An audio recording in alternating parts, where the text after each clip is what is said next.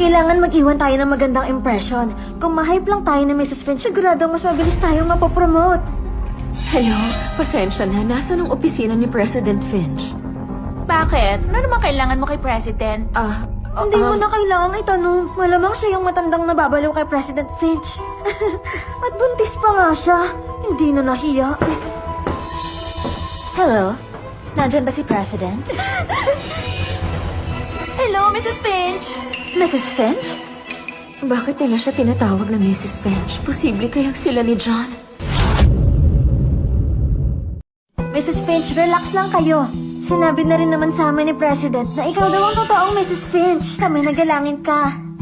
Talaga? Sinabi niya yon? Mukhang kilala niya nga si President. Siya nga siguro si Mrs. Finch. Iyon mismo ang sinabi ni President. Mataas talaga ang pagtingin niya sa'yo. Oo nga. Dadalhin ka namin sa opisina ni President. Dito po. Hindi kaya mali kayo? Ikaw na naman? Mrs. Finch, kilala mo siya? Baliw siya. Nasa baba siya kanina at namba-blackmail. Anong nangyayari? Hindi pa ba sapat yung perang binigay ko sa'yo? Patay gutom na katulad mo.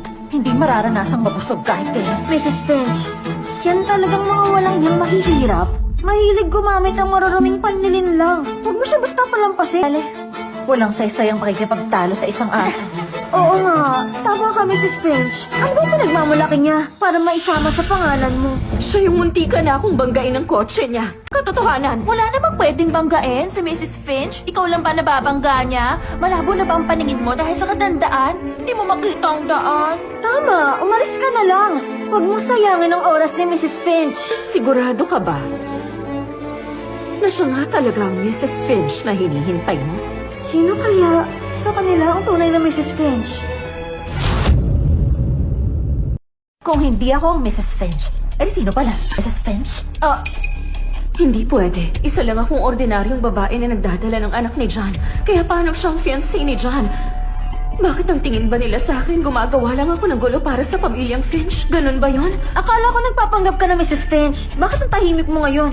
Bakit hindi mo tingnan ang sarili mo? Isa ka lang namang buntis. Mo ba bagay ka sa president namin? Oo, hindi pa ako Mrs. Finch. Pero hindi niyo ako pwedeng insultuhin ng ganito. Humingi kayo ng tawad. Hihingi ng tawad? Bakit ko naman gagawin yun? Dahil ba matanda ka? Pangit? O mahirap? Ngayon ko lang na-real. Ba't sa nagdadala ka ng anak ng isang talunan sa buhay kaya nagdamay ka sa kapalpakan niya? Tumahimik ka! Sinasabi ko ngayon sa'yo. Hindi isang talunan ng ama ng Sabi mo hindi ka talunan. Ang babaeng katulad namin ay gumagamit ng mga mamahaling lunchbox.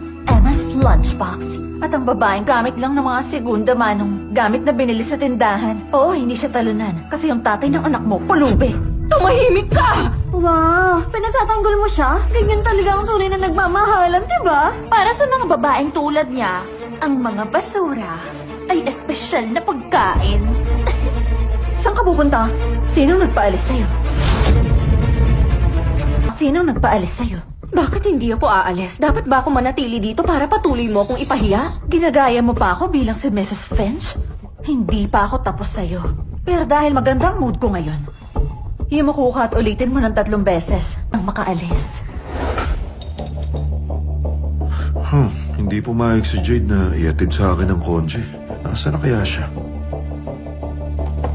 Hello? Kumusta dyan? Umalis na si Mrs. Finch? 1 oras na? Okay. Salamat.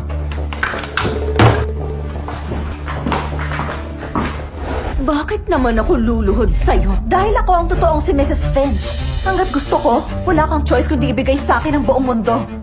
At ikaw, para kang isang langgam. Pwede kitang durugin na namang oras. Hawakan niyo nga yan. Bitawan niyo ako! Maswerte ka at binigyan ka ng pagkakataon na magpaliwanag kay Mrs. Finch. Siya na magmatigas bruha ka, luhod na! Hindi ako luluhod!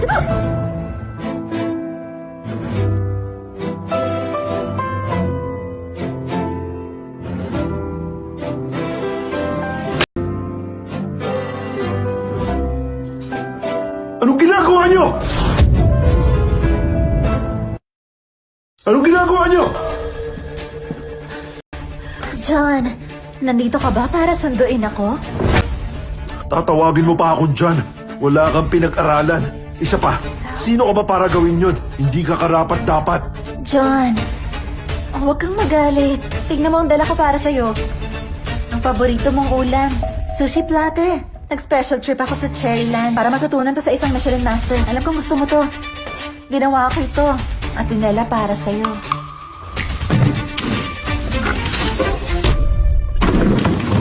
Anong problema ni President Finch?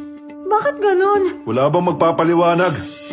Ano ba tong nangyayari sa ospital ko? President, siya yung babae na nasa baba kanina. Umakyat pa dito at binasta si Mrs. Finch. Papaluhod namin siya para humingi siya ng tawad. Pinaluhod niyo siya at pinilit niyong humingi ng tawad? John, nagkagusto ko sa matanda at mukhang probinsyana. Ang preso sa ospital mo, nakakadumi lang ng hangin. Nandito lang ako para turuan siya ng leksyon. Huwag mo na akong pasalamatan. John, anong ginagawa mo? Kayo, mga walang hiya kayo lahat. Makinig kayong mabuti.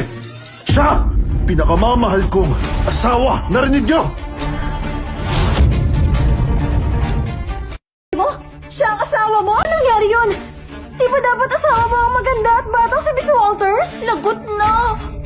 Kala natin siya si Mrs. Finch. Talagang kayong dalawang nurse pa ang nagpilit kay Mrs. Finch na lumuhod at humingi ng tawad? Hindi! Siya yun! Siya ang nagudyak sa amin! Manahimik kayo! President, nagkamali kami. Bigyan niyo pa po kami ng pagkakataon. Anong gawin sa kanila?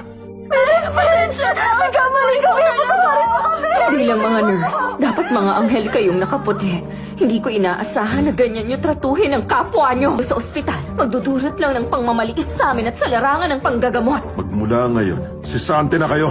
Kakausapin ko ang Medical Association para pa-blacklist kayo. Ikaw naman, lumayas ka na rito. Alis!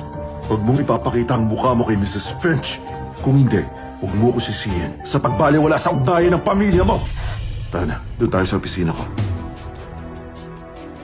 Ang pangarap ko mula pa noong bata ako ay maging asawa ni John. Bakit? Bakit siya pa talaga? Hindi ko to matatanggap!